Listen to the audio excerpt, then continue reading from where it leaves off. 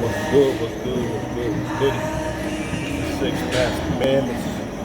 Told y'all I'm be bringing out these videos on the track, man. I got these videos on the go. This boy be out here moving, getting to the bag, and we're all doing well. So, I'm gonna start the subject here. I'm gonna keep it going. And the video, but I just wanna make sure I didn't forget my thoughts on the subject. So,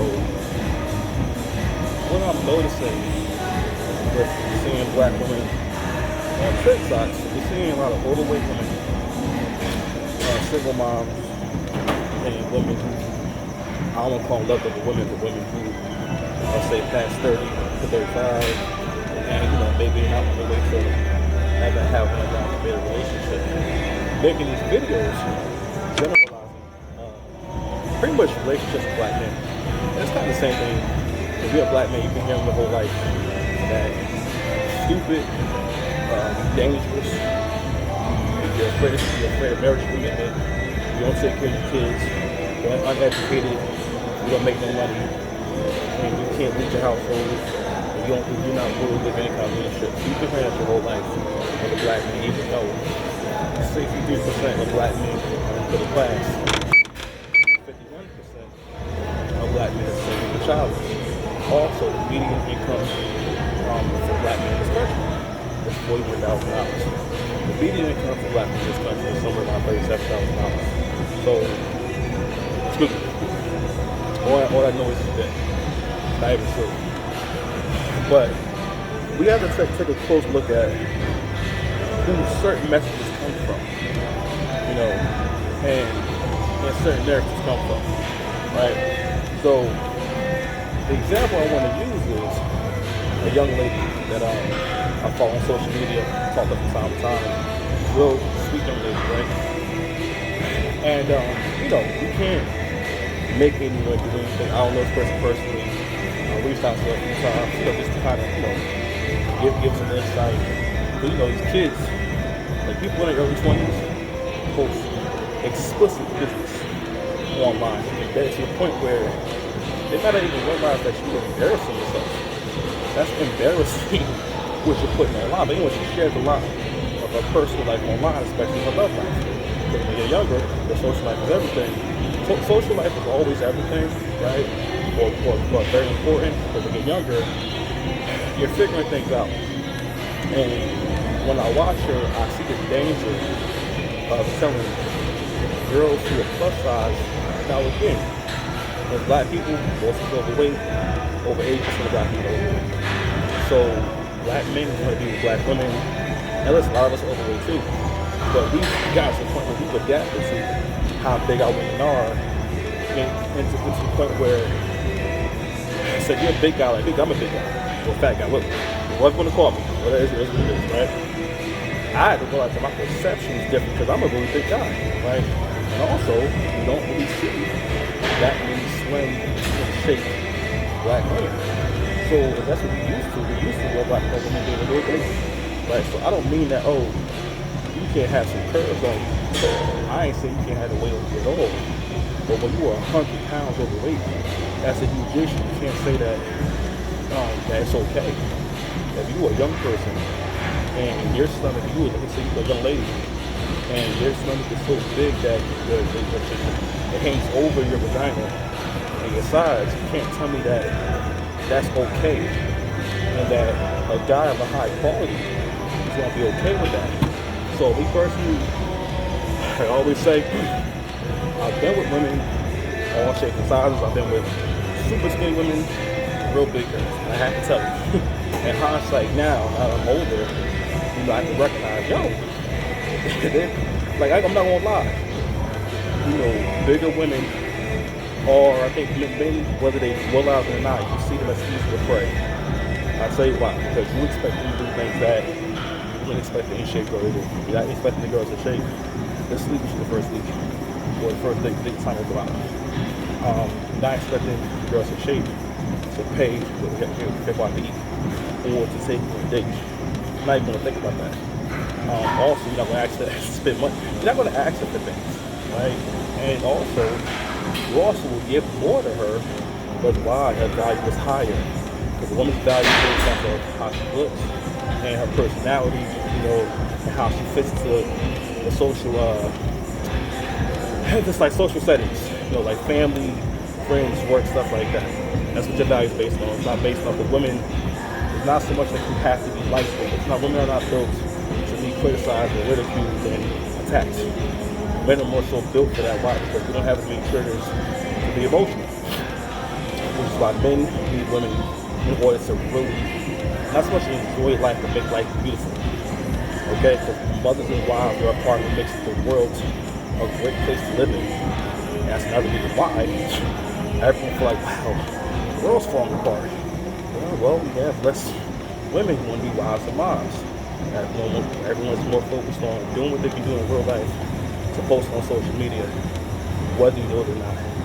Posting things on social media plays a huge part in the things we do. Clothes we buy, what we do, stuff like that. But back in the day, right? So, even when I first started following her, it's pretty heavy for her age, right? To be honest with you. But it's actually very, very attractive looking young girl. And it's so common to see very good looking people who maybe don't have the fast metabolism, or maybe they're just not naturally small or whatever, or just, we'll put it like this. People who gain weight easily, it's not even so much that you have some metabolism. You are not a person who can have a lot of calories. That's just what it is. You don't have the digestive system and the metabolism to digest a lot of calories in 24 hours. That's all it is. It's not that you can't enjoy your favorite food. You just need to have half of it. Whatever you enjoy eating, eat half that. I mean, a quarter of that, but most of the time, you just want a little taste anyway. But it's so common to come across women and I started thinking about it more and more after, watching Kevin Sanders. I was like, wow, you know what? Because when I first got back to the dating world, now don't get me wrong, men's size and weight, it's important, but it's not as important as him having a nice vehicle, clean vehicle that look good. You know what I'm saying? Let's just say a car nice enough to take a picture in front of it, put it like that. Dress well, clean cut, and also having economic mobility and social mobility. Those things are a little more important. Which is why you've definitely seen big dudes with a very small, with a petite woman before. I actually see it all the time. For opposites do attract. So it's a little bit different. Women like men for different things. Now, I will say that for men, rule of thumb, whatever you was in high school, you need not be more than 30 pounds past that. Maybe it's only if you work out. Really, you shouldn't be more than 10, 15 pounds of weight when you was in high school. Because there ain't that much weight in the world that you should be gaining. Unless you put on a bunch of muscle. You a power lifter or whatever it is. If you under 5'8", you need to be somewhere about 170. 160, 170. You know, about 5'8" or less. And the list goes on. 5'5", she plus 150. Because there's no way of looking good if you 5'5", you 190 pounds. There's no way of looking good if you 6 feet tall, you're 290 pounds, 200 pounds. That's a lot of guys, including me, that's taller dudes and whatnot, you 200 pounds, almost 200 pounds. When the median weight, or the average weight especially, for a man is 168 pounds. So you do the math on that. So I would say, why, you got a small, you got a medium, you're not even a large. Imagine someone says to you, hey, I live in a large house. And I say, well, I live in a large house too, but my house is a 2X. Imagine what the 2X version of a large house is. And you can get an idea how big your ass is. That's how I figure out for myself. I say, bro, that's how big you are. It's that you're wearing a 2X. Not only are you large, are you bigger than a regular person, you're 2 steps past the size of a big person. But anyway, going back to the young lady. There was a few stories, not much, but some graphic stories about her love life. Because again, we remove shame from the social experience. Very dangerous. The shame brings self-awareness. Shame allows us to learn how to or be aware of the fact that you might, when we do something wrong, try to correct it for the sake of what? Of having good relationships, having a good future, connecting with people. We know to resolve conflicts within ourselves and with others. But if we have no shame, we can't come to the answers of, well, this is why it's happening. And so there was a few, well, there's like countless stories, like where everything points to, man, your friends are holding you down. You're not going anywhere in life. You know, you are gaining more and more weight. And you are 25, you are less than 25 years old, and you're extremely overweight as a young woman. Genetically, it's the best it's going to get. In terms of you being able to lose the weight, this is the easiest it will ever be. You're coming to the point where you're going to stop going all around. So it's like 24 ranges. So I tell young people, if you're big, you try to lose the weight by the time you're 20 years old. Because you will not be losing it in your late 20s and 30s. And you can always lose weight. But in terms of your body doing something to work for you, because the older you get, the more everything becomes a part of the action that goes in. But like God's young man, he has no control over his testosterone because your human growth hormone is so high that it will continue to make testosterone. Whether you're eating good or not, right? Whether you're sleeping well or not, your body will still make testosterone. And you'll still be able to have strong erections. Whereas, it's not that when guys get older, yes, you have less testosterone without you doing anything. But if you are getting, basically feeding your body what it needs to make testosterone, you'll have what you need. It'll never be like what it was when you were younger because your body was making testosterone on its own at a high level to get you to grow. Get you, you know what I'm saying, to start the human process. I'll just go with the example for this moment. So I happen to come across the page. You know, sometimes she likes my Instagram stories, so I'll go on there because it's offensive. So you know, sometimes I'm bored. I go on her story. It's a wild shit on there, and I say, you know what? Let me go to her profile and read one of these stories. So one of them was like, it's talking about I was with so-and-so last night and he actually gets head. And the whole time I was thinking about women and how women were feeling and I never made it feel special. I feel like God meant me to come. Here's the problem with this. It's not that women can't enjoy sex or shouldn't enjoy sex. When God meets you, your body, your sex is supposed to be war. Therefore, you need to give us somebody a little war. It's never going to feel good sleeping with a man that doesn't provide you anything. Alright? And a lot of big girls and master women have this attitude about orgasms. Or that a man doesn't have value because he's an orgasm in someone has sex. When it's like 9 times out of 10, women who say that are women who get nothing from men but maybe company. Because if that man he's making you feel protected, he's there for you, basically gives you these 4 P's: problem solving, procreation, protection, and provision. So he provides those 4 things. Naturally, it makes sense for you to be rewarding him, you know, in that way. And of course, hey, you know, you can enjoy it too. But obviously, let's just look at what history is. Look at when men have sex, and men are able to have no problem coming. And then when you're having sex, you have trouble coming. I mean, I'm just saying, like, obviously, it's different for y'all. It's not my fault. I'm saying because can a man blame you for not getting his dick hard? A man can't blame you for having a bad erection, right? You can't say, oh man, you're so trash, you can't even make my dick hard. A man can never say that, even though that might be the truth. But he's responsible for his erection, right? He's responsible for his pleasure. You know what I mean? Not only that, when women are having sex with a man, the man's not rating you or judging your performance. For the most part, it's all about you being receptive to him. You know what I mean? Having a good time. But I noticed that women who complain about sex life or wanting to feel love through sex, first of all, that's not how women get love. Women get love for the 4 P's. And you should be looking for the 4 P's, not for a nut. You busting a nut does not make that relationship any better. doesn't make you love him more, doesn't make you feel any more protected or provided for, it's not problem solving. Get your vibrator. That's what women from every generation has done. Alright, like you cannot base your survival on whether or not I'm busting up with this person. Right? And not only that,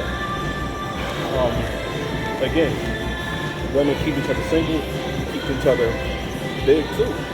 Look in her comment section, you got her friends co-sign saying, yeah, same thing happens to me. Where, you know, what's the word? You have the same experience. What you don't have in common. Y'all all big as hell. Not just a little bit, y'all all look very good.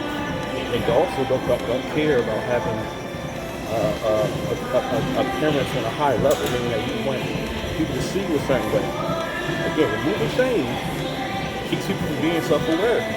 I'm like, it doesn't occur to these girls that we lose 100 pounds. We lose 50 pounds. Okay? And do what you gotta do to make that happen. It doesn't make sense. You know damn well you'll be happier if you weigh 50 to 100 pounds less. You can't say that you wouldn't be happier. If that's the case, then go do that. Because if it was a man, it would be disgusting if I'm on my fence, if I had a fence, or if I had an Instagram, I'm gonna be saying how women are so disrespectful, they don't do anything we tell them to do, they can't do this, they can't do that. And you know that I drive a 1997 Lexus GS300 that has the headlights hanging off and everything, and I make $32,000 a year, and I'm 330 pounds. You'd be like, all right, well, Hassan, that's the issue. Lose that weight, get a better car, make more money, especially if you have the skills to. All right, people don't have that kind of sympathy for men. All right, but you know, a man knows and understands that he will not be able to move forward, have ability, and do well once that does. You know, it feels like he's not able to provide for women on a basic level. If he's not able to do that, he knows he's going to have a lot of trouble in life. He knows that he's not going to have a respect. He knows that he's not going to. It's everything. I have to say it's everything. You know what I mean? So, I want to comment on that. I'm seeing these posts everywhere from, again, pretty much undesirable women. Or women who are bitter, women who have mental health issues. Listen, one out of 4 women are taking some medicine for the mental health. You have to think about what that means, right? So if we can agree that the mental health of a lot of people is poor, how can we say that they have accurate perspective on the reality or the things they say are accurate? All right, I'm saying, but I don't know, this kind of bothers me to see so many young women, young people in general, waste their potential and waste their 20s being fat. That's one of my few biggest regrets. My 20s, I wish I wouldn't have spent my 20s being fat.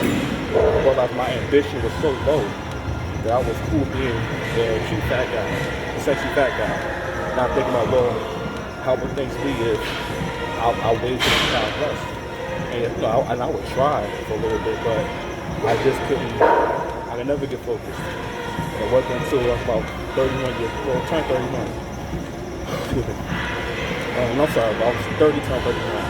When I started, learning about the microbiome in the second grade and understanding how mind is affected by certain foods we eat. Anything like dairy, bread, any kind of refined sugar, candy, cookies, ice cream, anything that's sugar, all those things, they attack the microbiome, creating bad bacteria, which in turn attacks your brain. That's where brain inflammation comes from. As long as you have brain inflammation, you can't make the best decisions. You can't make the best decisions if you're in a depressive mind state, if you're in an anxious mind state. You can't make the best decisions. Okay, so anyway, just wanted to kind of touch on that, get that conversation started. 6 Past Commandments, like, share, subscribe.